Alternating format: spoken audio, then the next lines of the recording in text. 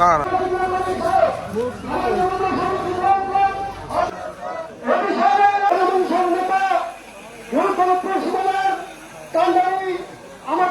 আমাদের মাঝে উপস্থিত হয়েছেন। আপনার কাছে সিদ্ধান্ত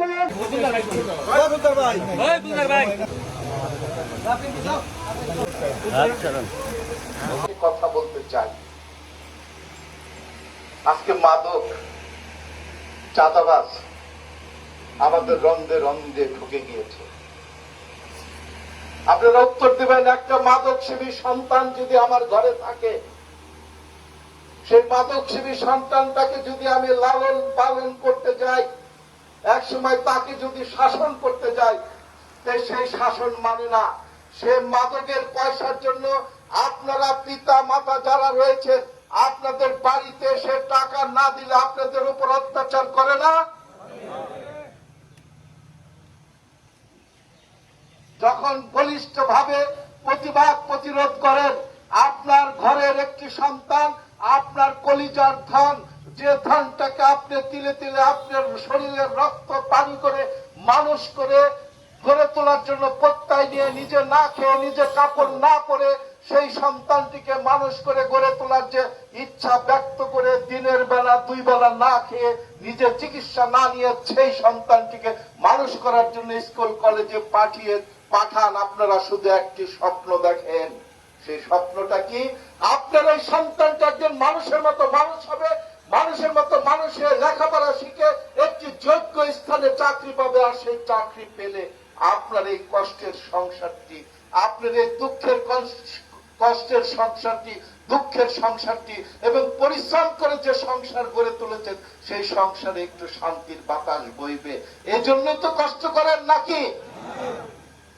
কিন্তু সেই মাঝখানে যখন আপনার সন্তানটি বিপদগামী হয়ে বাজারের ওই কোনায় কাঞ্চিতে গিয়ে বিড়ি টানে, ওই চায়ের দোকানের পাশে গিয়ে যখন ফেন্সিডিল খায়, এই মসজিদের পাশে গিয়ে যখন বিনা প্রতিরোধে বাবা নাকি ট্যাবলেট খায়, গাঁজা খায়, নিজের জীবনটাকে উৎসন্ন করে দিয়ে নিজের পরিবারের পিতা মাতা ভাই বোনদেরকে সম্মান করা ভুলে যায়, তখন ঠিক সেই সময় আপনারা একবার চিন্তা করেন, আপনার ঘরের একটি সন্তান যদি এই বিভীষিকাময় জীবনে চলে যায়, যদি সেই সন্তানটি বিপদগামী হয়ে আপনার সংসারটাকে তছনছ করে দিতে চায়, তখন আপনার ভিতরে কি ঝড় বয়ে যায়, কি মেঘ বয়ে যায়, কি কষ্ট পেয়ে বয়ে যায়, সেটা কি আপনারা প্রকাশ করতে পারেন? পারেন না।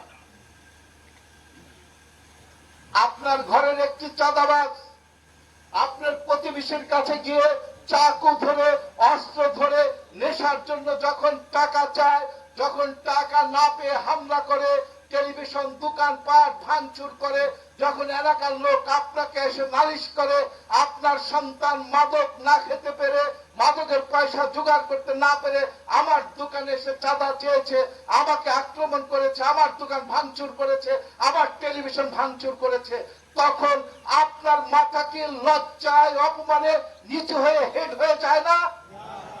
সমাজে কি আপনারা হেয় হন না? হন। কাজে আসুন, আমরা যদি ঐক্যবদ্ধ থাকি, আমরা যদি সকল মুরব্বী, সকল পিতা মাতা, সকল ভাই এবং আইন শৃঙ্খলা বাহিনীর সকল সদস্য যদি আমরা আজকের সিঞ্জুরির এই মসজিদের সামনে দাঁড়িয়ে শপথ নেই, আমরা আর কোন মাদক, আর কোন চাঁদাবাজ, আর কোন দুর্নীতি এই মাটিতে প্রশ্রয় দেব না, তাহলেই একমাত্র সম্ভব।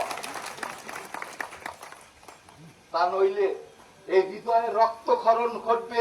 আমার সন্তানটিকে কিভাবে শাসন করব, আমার সন্তানটিকে কিভাবে রেহাবে দেব, আমার সন্তানটিকে কিভাবে আইনের হাতে তুলে দেব, যদি হৃদয়ের কোণে এতটুকু মায়া জমে থাকে, তাহলে কখনোই। দ্বিতীয়, মাদককে না করতে হবে, মাদককে সমাজ থেকে নির্মূল করতে হবে। আর মাদক নির্মূল করতে না পারলে এই দেশের যুব সমাজ, আপনার সন্তান, আমার সন্তান ধ্বংস হয়ে যাবে। যুব সমাজ যদি ধ্বংস হয়ে যায়, এই বাংলাদেশের ভাগ্যের কোনো পরিবর্তন হবে না। ভবিষ্যতে বাংলাদেশে বাংলাদেশটাকে সুন্দর করার জন্য, অর্থনৈতিক মুক্তি করার জন্য, সুচিন্তা দিয়ে গড়ে তোলার জন্য কোন যুব সমাজ থাকবে না।